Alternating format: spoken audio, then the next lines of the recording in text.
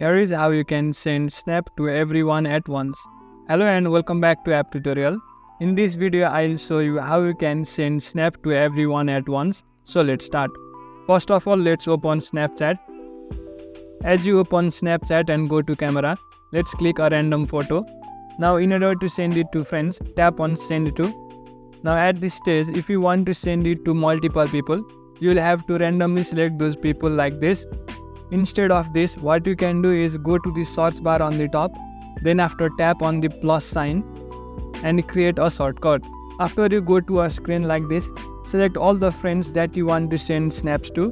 Since it's a new account, I don't have any friends at this moment. However, you can add all the people that you want to send snaps at a single time. It might take a few moments while randomly selecting all the friends. However, it's worth it for later purposes.